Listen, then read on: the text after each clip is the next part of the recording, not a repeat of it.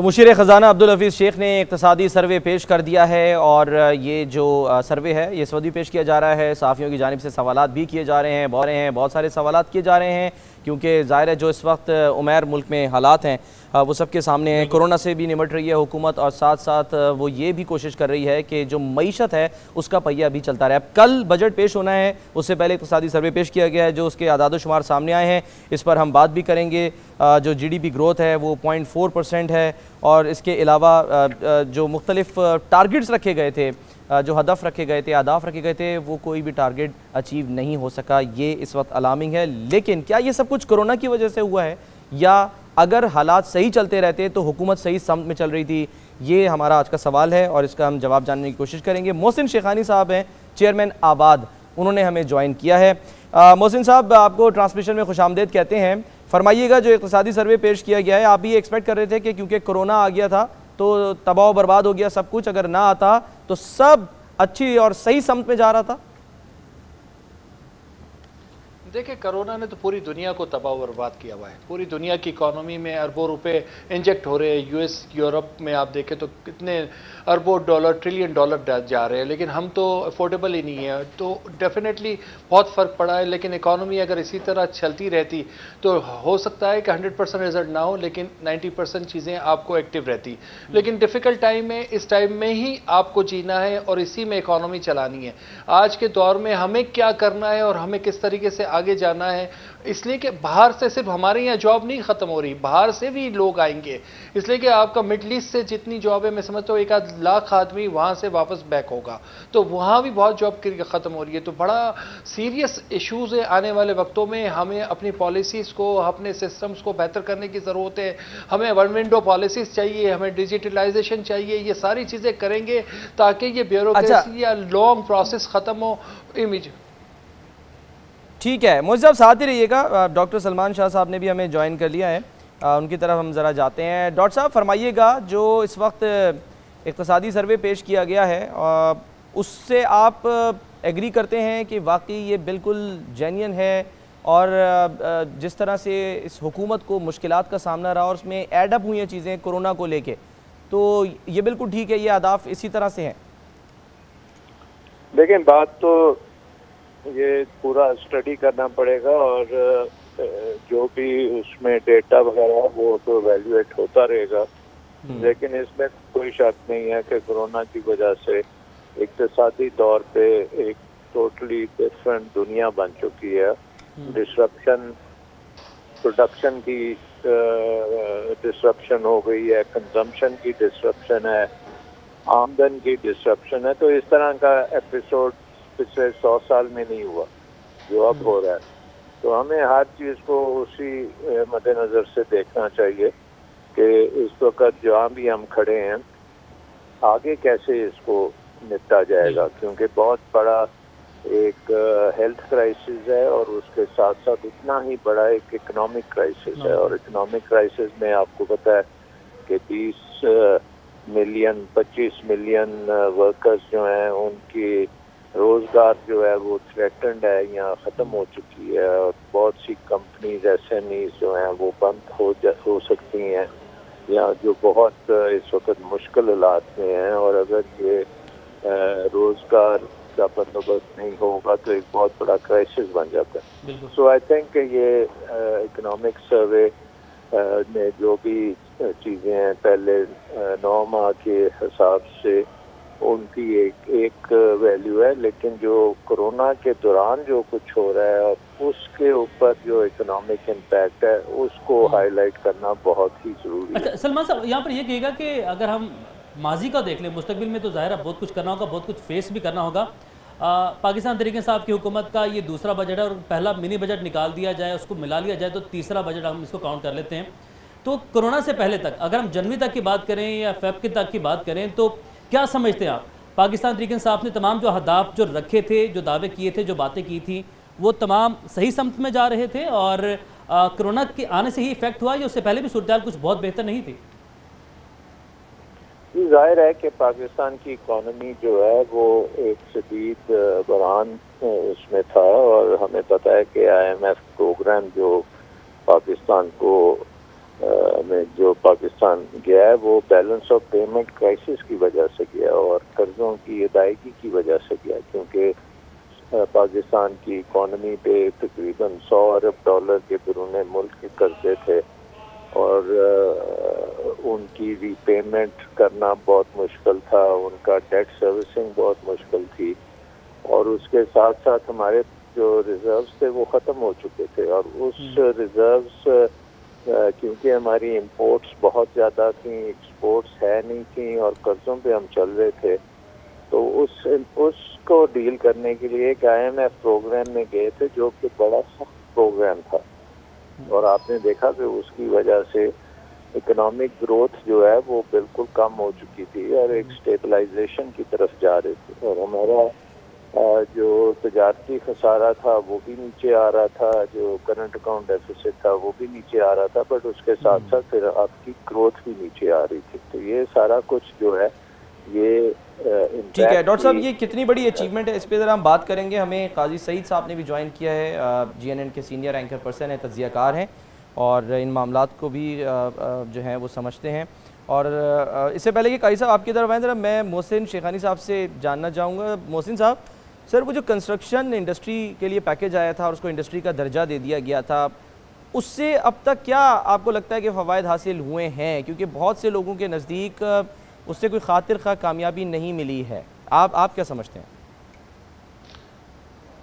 देखें, उसको थोड़ा सा टाइम लगता है। पैकेज आए हुए अभी 1.5 से 2 महीने भी नहीं हुए, उसकी इम्प्लीमेंटेशन है, उसकी पॉलिसीज़ है, कुछ सब्जेक्ट ऐसे हैं जो फेडरल के हैं, कुछ सब्जेक्ट ऐसे हैं जो प्रोविंस के हैं। इसीलिए मैं कह रहा था कि जो अप्रूवल्स और जो काम पेंडिंग पड़े हुए हैं उसके लिए हमें कोई रिलैक्सेशन देनी है, कोई ऐसे सिस्टम्स मेजर्स उठाने हैं कि ये अप्रूवल्स प्रोजेक्ट शुरू हो जाए। तकरीबन आप समझे 300-350 प्रोजेक्ट्स बिल्डिंग कंट्रोल, CDA में, लाहौर डेवलपमेंट अथॉरिटी में रेडी प्रोजेक्ट्स हैं जो रुके हुए हैं, किसी के टाइम लिमिट्स है, कुछ चीज़ें, तो वो इमीडिएटली स्टार्ट हो जाए ताकि उसका जो टाइम लिमिट है दिसंबर का उससे पहले अचीव हो जाए। और जो पॉलिसीज़ हैं फेडरल गवर्नमेंट की वो कोरोना की वजह से काफ़ी चीज़ें इफेक्ट है। देखिए, आप बेचने जाएंगे, आप मार्केट करने जाएंगे, हालात और जो चीज़ें शहर की चल रही है, एक वबा और एक खौफ का आलम है, उसको भी हमें कवर करना है। तो वो सब चीज़ें देखते हुए SOPs को फॉलो करवानी है, लोगों को भी अवेयरनेस देनी है। लोग समझने के लिए तैयार ही नहीं थे, आज तक सीरियस ही नहीं थे। ये सारी चीज़ें बहुत इंपॉर्टेंट है। एजुकेशन के हवाले से चीज़ों को देखना है। मैं समझता हूँ कि अगर इन सब पॉलिसीज़ को फास्ट ट्रैक पे देखेंगे और हमें ये सोचना है कि दिसंबर तक ये सारे इश्यूज कोरोना के चलते रहेंगे, इसके साथ हमने अपनी इकोनॉमी को चलाना है, तो हमें फ्री हैंड देना पड़ेगा हमारी बिजनेस कम्युनिटी को, मसले हमारे लोगों को, बिजनेस मसला ये है ना, अब मसला ये है मोहसिन साहब, प्रॉब्लम ये है कि फ्री हैंड जाहिर सी बात ठीक है आपको देना पड़ेगा, लेकिन इस वक्त जो हालात हैं आप खुद कह रहे हैं कि हालात हैं। मैं जरा काजी साहब की तरफ जाना चाह रहा हूँ, उमैर अगर इजाज़त है। काजी साहब, सर आपको लगता है हुकूमत के लिए सब कैच 22 जो है सिचुएशन हो गई है कि एक तरफ वो कहती है कि अगर मईशत खोलनी है, मईशत का पहिया चलाना है तो ज़ाहिर है लोगों को बाहर निकालना है, आपने कंस्ट्रक्शन इंडस्ट्री को कहना है कि जी आप लोग निकलें, मजदूर जाएं, बाहर जाएं, छाबड़ी वाले, ये सब कुछ, और उसका नतीजा क्या निकलता है कि रोज़ाना की बुनियाद पे 100 बंदा आपका कोरोना से जाँ भाग हो जाता है और 5-5 हज़ार केसेस दिन में सामने आ रहे हैं। तो ये कैच 22 सिचुएशन लग रही है आपको हुकूमत के लिए? देखिए, पहले तो ये बात समझने वाली है कि ये शायद पाकिस्तान की तारीख का ही नहीं बल्कि दुनिया की तारीख के दीगर ममालिक को भी शामिल कर लें तो ये एक मुश्किल तरीन बजट होगा। बाज़ अंदाजे तो ये हैं कि 1929 और 30 के रिसेशन से भी बड़ा रिसेशन आ रहा है, आ चुका है। दूसरी बात ये है, ग्रेट डिप्रेशन से भी बड़ा सर डिप्रेशन आप कह रहे हैं इसको? कुछ ये कह रहे हैं। बैंक ऑफ इंग्लैंड के जो थे साबिक चीफ, उनका भी बयान आया था और अभी रिसेंटली ये भी कहा जा रहा है वो यार स्टिल इन अनचार्टेड वाटर। मगर मैं जो बात कहना चाहता हूँ वो ये है कि बहुत सारी कंट्रडिक्शन जो है एकदम से सामने आ गई हैं। एक तो जो फ्लॉड इकोनॉमिक मॉडल था जिसका हाल हमने कोरोना की शक्ल में बाहर भी देख लिया और अपने यहाँ भी देख लिया, ये जितने मफरूजे थे और जितनी इकोनॉमिक थ्योरी थी, इसकी जो तमाम जो एक नताइज हैं वो कोरोना ने ट्रिगर कर दिए वक्त से पहले। अब अगर आप इकोनॉमिक सर्वे ऑफ पाकिस्तान देखें तो तकरीबन तमाम रिवाइज हैं हमारी तमाम जो जो जो जो हमने प्रोजेक्शन की थी। बिल्कुल, एक बात। दूसरी बात यह है कि आज एक और जो चीज सामने आई है कि government has no business to do business की जो थ्योरी थी, अब उसको हमने अमेरिका में अखबार होते देखा, कुछ 100,000 शहरों में मूवमेंट फैल चुकी है क्योंकि सरकारों के। और आप अगर एक और बात गौर करें, अमेरिका को अपना जो इकोनॉमिक जो एक प्रोडक्शन एक्ट है, जिसे डिफेंस प्रोडक्शन एक्ट कहते हैं, उसे रिवाइव करना पड़ा, अस्पताल नेशनलाइज करने पड़े, न जाने क्या, और साथ ये अब बेरोजगारी का तूफान आ रहा है। तो ये एक पाकिस्तान की तारीख का सबसे मुश्किल तरीन बजट होगा। अंदाजा नहीं है ये कहाँ तक जाएगा, बीमारी का पता नहीं है ये कितना इकोनॉमिक डैमेज करती है। सरकार लूली लंगड़ी है, 20 से 25% मैशियत टोटल इनके हाथ में रह गई है, बाकी सारी की सारी मैशियत कार्टल्स के हाथों में है, ब्लैकियों के हाथ में है। तो एक तो हुकूमत के पास मैनूवरेबिलिटी की गुंजाइश नहीं रही, दूसरा इतना मेहनत टास्क आ गया है इस बीमारी से लड़ना। और इससे अभी कल तक क्या कहते थे, हमारा काम नहीं नौकरी देना, तो चलो आप वो कंडीशन पूरी कर दो जिसमें लोगों को नौकरियां मिलती हैं। अमेरिका में 4 करोड़ लोग बेरोजगार हुए हैं पिछले दिनों में, ये फार्मल सेक्टर के हैं। आप नौकरी देने की बात कर रहे हैं, ये तो नौकरियों से फारिग कर रहे हैं, स्टील मिल के मुलाजमीन को फारिग कर रहे हैं कि दैट्स इट जी। सिर्फ स्टील मिल के नहीं है, कल KSSL के लोगों को निकाला गया, प्राइवेट जो है, मुझे एक खबर मिली है, कंफर्म है या नहीं है ये चेक करेंगे। इवन जो आपके रजाक दाऊद साहब हैं, उनके जो बेटे की मुबैना कंपनी है, आप जो बेटे की बताते हैं, उसमें से लोगों को ले आप सुना है, किया गया है। लेट्स कंफर्म इट, मुबैना तौर पे मैं अर्ज कर रहा हूँ। तो बात यह है कि तमाम कंट्राडिक्शंस ऊपर आ चुकी हैं, सिस्टम के फ्लॉज, ये जो मफरूजे सप्लाई साइड इकोनॉमी थी, और ये कोरोना ने पूरी एक्सपोज तो होना था आज या कल, ये लेट हो सकता था, मगर इट वाज कमिंग, कोरोना ने इसको ट्रिगर कर दिया है।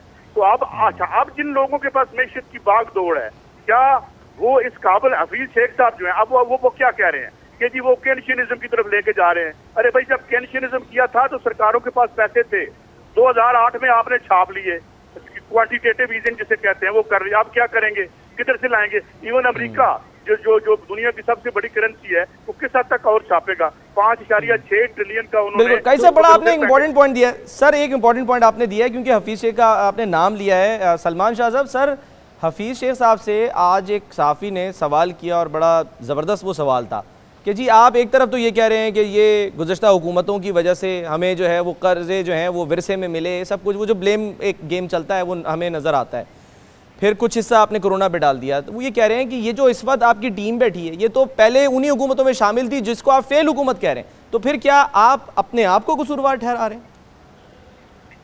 देखो, ये जो सिचुएशन है, ये जैसे पहले भी बात हुई है, एक टोटली डिफरेंट सिचुएशन है, जिसमें जो इकोनॉमी का पहिया होता है वो चलता है आमदन और कंजम्पशन के ऊपर, और आमदन आपकी जो है उसमें से आप कितनी इन्वेस्टमेंट कर सकते हैं और किस तरीके से अपनी प्रोडक्शन कर सकते हैं। जब ये पहिया बिल्कुल टूट गया है, और वो टूटा प्रोडक्शन की वजह से है, क्योंकि जब आपने फैक्ट्रियां बंद की, जब आपने बाजार बंद किए, तो डिमांड खत्म हुई, और डिमांड के खत्म होने से प्रोडक्शन की चेन भी टूट गई। जैसे आपने देखा कि पोल्ट्री की चेन में उन्होंने चूज़ों को तल्फ किया क्योंकि वो उनको पाल ही नहीं सकते थे।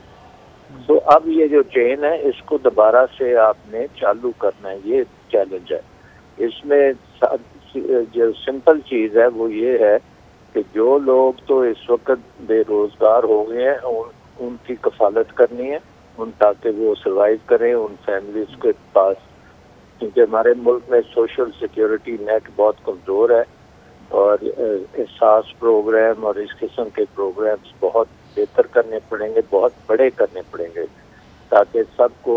लेकिन सलमान साहब, एहसास प्रोग्राम से हम कब तक गुजारा कर सकते हैं? अगर हम अपने मुल्की हालात को देखें तो एहसास प्रोग्राम को कब तक चलाया जा सकता है? बात मुल्की हालात की बात नहीं, मैं आज की बात कर रहा हूँ। आज के वक्त में जब आपके घर में खाना नहीं है, आपने सर्वाइव कैसे करेंगे? इसलिए आपको वो सर्वाइवल के लिए आपको बचाना पड़ेगा। ये आप हम अफोर्ड कर सकते हैं इसको, मजीद अफोर्ड कर सकते हैं? बिल्कुल करना पड़ेगा, इसमें कोई दो राय नहीं है। लोगों को आप भूखा नहीं मार सकते। दूसरी बात ये है, आपने प्रोडक्शन को बहाल करना है। प्रोडक्शन जो है वो अब टाइम लगेगा, क्योंकि जब तक आप अपने निज़ाम में SOPs नहीं करेंगे सही, जब तक फैक्ट्रियों को आप कोरोना प्रूफ नहीं बनाएंगे। SOPs का मतलब है कि वर्कर्स के लिए प्रोटेक्टिव गियर होना चाहिए, यूनिफॉर्म प्रोटेक्टिव होनी चाहिए, दस्ताने होने चाहिए। तकरीबन आपने उनको इस वबा से बचाना है ना, ये सारी चीजों के लिए आपको खर्चे करने पड़ेंगे। बिल्कुल सही बात है। आपने जो भी चीजें आप करते रहे हैं आज 70 साल से, जो माफियाज हैं या कार्टेल्स हैं या इनएफिशिएंसीज हैं, तो उनको भी दूर करना पड़ेगा। आपको एक ऐसा माहौल बनाना पड़ेगा जो कि एक किस्म का सर्वाइवल ऑफ द फिटेस्ट है, जो अपने माफिया की होने से ना चले, बट जो अपनी बेहतरी के बेसिस पे चले, जो लीस्ट कॉस्ट काम करके दे, जो बेस्ट सर्विस करके दे, उनको आप। लेकिन माफिया तो हमने पाकिस्तान में देखा कि हुकूमत ने हर माफिया के सामने घुटने टेके हैं, और आप हर गली में जाए, हर मोहल्ले में जाए, हर काम में जाए, माफिया नजर आते हैं। हाँ जी, क्योंकि हमारी सियासत में सारे माफिया बैठे हैं ना, तो पावर जो है वो माफिया के पास चली जाती है ना, तो वो अब आपको ठीक करना पड़ेंगी ये चीजें, ताकि इकोनॉमी ठीक हो रही है नहीं। जरा पूछते हैं डॉक्टर साहब, साथ ही रहिएगा। डॉक्टर साहब साथ ही रहिएगा। मोहसिन साहब, आपको लगता है कि चीज़ें अब कुछ ठीक हो रही हैं? जो खान साहब इक़दाम कर रहे हैं, जिस तरह वो बातें कर रहे हैं, वो अलग बात है कि जब शुगर कमीशन की अगर बात होगी, उसकी रिपोर्ट जो है वो आ रही है, उसकी बुनियाद पर सज़ाएँ दी जाएंगी और केसेस होंगे, उससे पहले ही जो कुछ लोग हैं वो मुल्क छोड़ के चले जाते हैं, और बात जो है वो उठा के फिर ये कर दी जाती है कि जी हम 1985 से जो है वो सारे के सारे कंपनीज़ के ऑडिट करेंगे। आपको लगता है कि नहीं, ये वाकई जेन्युइनली अब चीज़ें ठीक हो रही हैं? ये माफियाज़ की बात जो सलमान शाह साहब कर रहे हैं, इनको लगाम डालने की कोशिश जो की जा रही है, इसमें कामयाब हो जाएंगे खान साहब या कुछ हासिल नहीं होगा? देखिए, आसान नहीं है, बहुत मुश्किल काम है। ये सारी चीज़ें जब आप असेंबली में लोग बैठे हों या बाकी जगहों पे हों तो प्रॉब्लम क्रिएट होते हैं और चीज़ें हैं, लेकिन आपको हमें मिल के सब जहाँ भी, मतलब मैं तो अपने हमारे यहाँ भी अगर कोई चीज़ गलत है तो उसको भी सही करने की ज़रूरत है।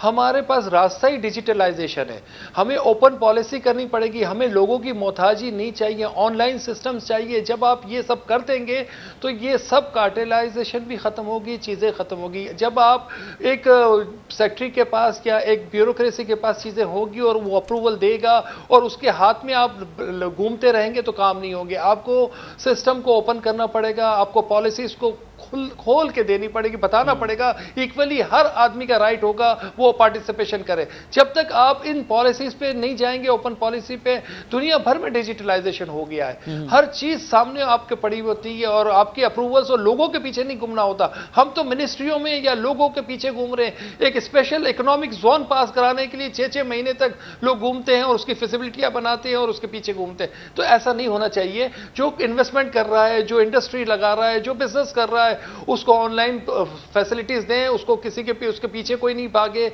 वो ओपनली इन चीजों को इन्फॉर्म करे और अपने काम शुरू करें। ठीक है, साथ रहिएगा। काजी साहब, अभी एक जो माफिया के हवाले से बात हो रही है, इस पर भी आपको कमेंट जानेंगे, लेकिन इससे पहले आपने बात की थी कि कोरोना ने ट्रिगर दबा दिया, तो क्या ये जो ट्रिगर दबा है ये फेस सेविंग का मौका मिल गया हुकूमत को? क्योंकि अगर हम बात करें 1 करोड़ नौकरियों के आप मसाइल पैदा हो चुके हैं बहुत ज़्यादा कोरोना की वजह से, लेकिन इससे पहले भी नौकरियों की कोई लाइन नहीं लगी थी पाकिस्तान में, हर किसी को नौकरी नहीं मिल रही थी, बेरोजगारी में इजाफा ही हो रहा था। देखिए, ये फेस सेविंग का जमाना नहीं है, ये सिस्टम सेफ होता नजर नहीं आता। हुआ ये है कि अगर आप हालिया तारीख में देखें तो जब से ये कोरोना आया है तो कमांडिंग हाइट्स ऑफ इकोनॉमी जिन रियासतों के हाथ में ज्यादा थी उन्होंने बेहतर तरीके से इससे लड़ाई की। चाइना को देख लें, क्यूबा को देख लें, न्यूजीलैंड में देख लें, इसके बाद कोरिया में देख लें। अच्छा, जहाँ पे वेलफेयर स्टेट थी या रियासत का मैशत में हिस्सा ज्यादा था। अब आपके हाथ में लीवर्स ही नहीं है। चीनी की कीमत आपने तय नहीं करनी, पेट्रोल की कीमत जो है वो आप मजबूर हैं, आयल कंपनियां जो हैं उनके आगे मजबूर हैं। IPPs जो हैं आप उनको हाथ नहीं लगा सकते। आज फाद हुसैन साहब ने आर्टिकल में लिखा है डॉन में, एक कॉल आई थी चाइना के एम्बेसडर की, वो आपकी रिपोर्ट वापस चली गई। ये डॉन पड़ा हुआ होगा आपके सामने, देख लीजिएगा। अब आपके हाथ में मैशत नहीं है। असल में वो इकोनॉमिक पैराडाइम पाश हुआ है कि जिसमें आपने कहा था कि वेलफेयर NGOs करेंगी, अब NGO से काम करवा लें और NGO से ठीक करवा लें। अमेरिका के हेल्थ सिस्टम पर प्रॉफिट का बुरकस निकल गया। आज भी 1500-2000 बंदा वहां मर रहा है डेली। अभी उन्होंने 50% कमी कर ली है। वो भी कितने बंदे मारे, 1,20,000 बंदा मारने के बाद। बात यह है कि कोरोना ने हमारे कपड़े उतार दिए हैं, माफी चाहता हूँ, इस निजाम के। लेकिन काजी साहब एक मिनट जरा मैं यहाँ पर आपको इंटरप्ट करूंगा। ये आपके ख्याल में ये लीडरशिप का फुकदान है या ये फैसला साजी का फुकदान है? क्योंकि जिन ममालिक की मिसालें आपने दी हैं और इनमें से तो कुछ ऐसे हैं जहाँ पर जो लीडर्स हैं वो खातीन है। उसमें हम एंगेला मर्केल की बात कर लें, हम जेसिंडा आर्डन की बात कर लें, तो उनको तो इस वक्त प्रेज किया जा रहा है कि भाई शानदार इकदाम किए, डिसीजंस लिए उन्होंने, कंफ्यूज नहीं किया अपनी आवाम को। पहले ये नहीं कहा कि ये तो एक आम फ्लू है, बाद में कह रहे जी लोग सीरियस नहीं ले रहे इसको, इस पर तनकीद हो रही है। तो ये जो डिसीजन मेकिंग है, आपको इसका फुकदान लगता है? यार ये औरत मर्द वाला मामला मुझे ओवर एस्टिमेटेड लगता है। बुनियादी तौर पर सिस्टम्स इन प्लेस उनकी बात होती है। देखिए न्यूजीलैंड की बात कर लें, वो एक छोटा सा मुल्क है, कितनी 4.5 मिलियन है गालबन उसकी आबादी, और जीडीपी उसकी देख रहे हैं क्या है, इन हाईली इंडस्ट्रियलाइज्ड नेशन है। कोरिया को अगर आप या और मुल्कों को आप देख लें, सवाल ये है कि जहाँ पे मैशतें आपने बिल्कुल अभी देखे ना, अमेरिका की मैशत भी 40-44% जो है, 45% रियासत के हाथ में है। फ्रांस की तकरीबन 57% मैशत रियासत के हाथ में है। बरतानिया की 44%। तो दे हैव अ मोर अभी अभी। अच्छा आप मुझे बताएं, स्टेट बैंक तो आपके पास है नहीं, वो तो कहीं और से लेता है और कहीं और से वो आया हुआ है, यानी आपकी रियासत के वो तो सुनता नहीं, ना सुनना कानूनी तौर पर नहीं सुनता। WTO के सिग्नेटरी हैं हम। अब मसला ये है कि यहाँ एक बहुत बड़ा क्राइसिस बन गया, और इस क्राइसिस की पॉलिटिकल डायमेंशन भी होंगी। उसकी वजह यह है कि बेरोजगार होने वाले जो हैं वो उन्हें ज्यादा कहानी नहीं आती, उनकी पेट की भूख ही उन्हें। अभी आप देख लें पूरी ग्लोब पे इसके खिलाफ कितना बड़ा रिएक्शन आ रहा है। इस साथ लंदन में तो वो काला नहीं मरा, वो एम्स्टरडैम में तो काला नहीं मरा। यहाँ पे फ्रस्ट्रेशन है, जो उसको जाहिर सी बात है फ्रस्ट्रेशन है वो। ये एक्यूमुलेटेड एंगर है रूलिंग क्लासेस की, जो कैलेसनेस थी और जो इनकी हिरस लालच थी। तो इन्होंने बाकायदा से इन्होंने अजीब माशी सिलेबस इंट्रोड्यूस किए, और ये एक पूरा जो न्यू लिबरल इकोनॉमिक प्रोजेक्ट 21 में इन्होंने शुरू किया, उसने आज बेड़ा गर्क कर दिया सबका। ग्लोब को एंडेंजर किया, उसने माहौलियात को एंडेंजर कर दिया, उसने जो गेन से ह्यूमन सिविलाइजेशन के उनको उसने रोल बैक कर दिया। अभी देखें इस कोरोना की वजह से सियारे ने सुख का सांस लिया है। इसकी तरक्की का माडल इतना 2 नंबर था कि माहौल ने, इस फिजा ने खुदा का शुक्र किया कि उसने, यानी कि कोरोना आया और आपको लाहौर में सितारे पहली दफा नजर आए कई सालों बाद। तो इसका हिस्सा ये बहुत बड़ा इवेंट है। हम तारीख के एक बहुत बड़े आदमी जो है वो कदम रख चुके हैं, और जो पोस्ट कोरोना दुनिया है वो बहुत कुछ बदल देगी, और अभी ये बहुत कुछ बदल देगी। सलमान साहब, जी सलमान साहब, अब जिस तरीके से अगर हम बात करें, G20 ममालिक हैं और पेरिस क्लब ने भी कल दिसंबर तक हमारे जो कर्जे हैं उसको माफ़ करने का ऐलान कर दिया है, मतलब एक ब्रेक लगा दिया, उसको मौखर कर दी है। तो कितना फ़ायदेमंद है इससे, और पाकिस्तान इस सारी सूरत से कुछ फ़ायदा उठा सकता है?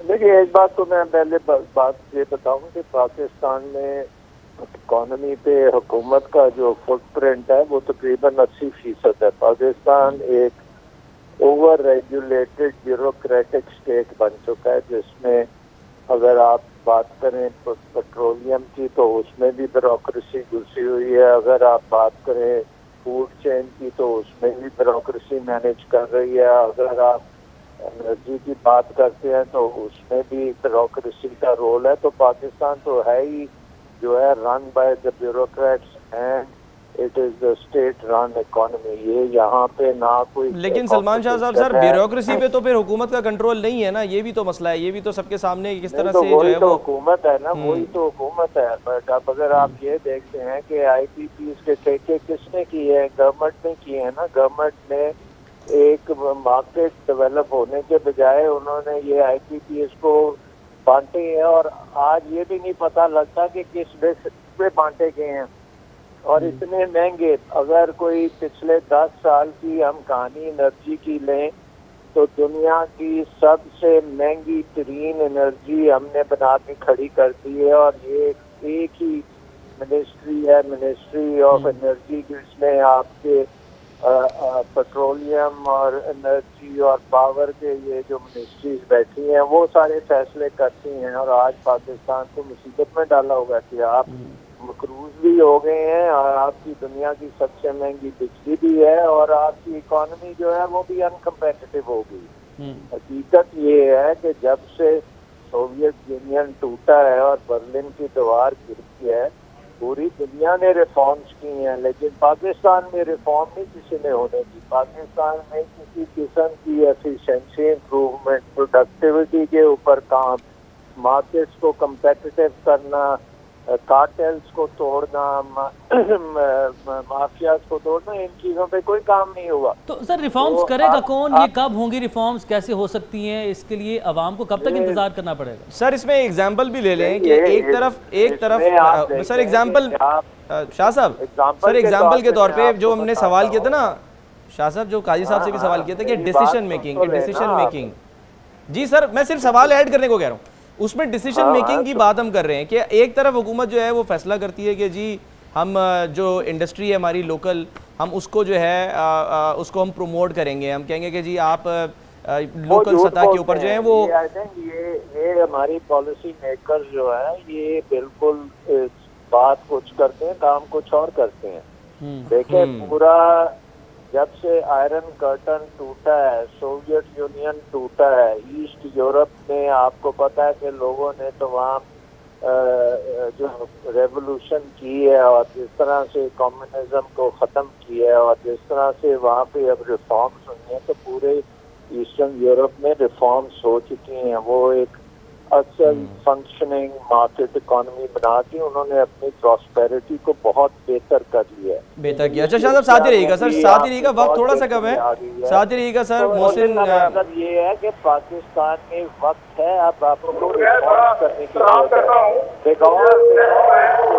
अगर आप नहीं करेंगे तो आपकी इकोनॉमी ना तो दुनिया में कम्पीट कर सकती है और ना ही वो आपकी जरूरियात पूरी कर सकती है।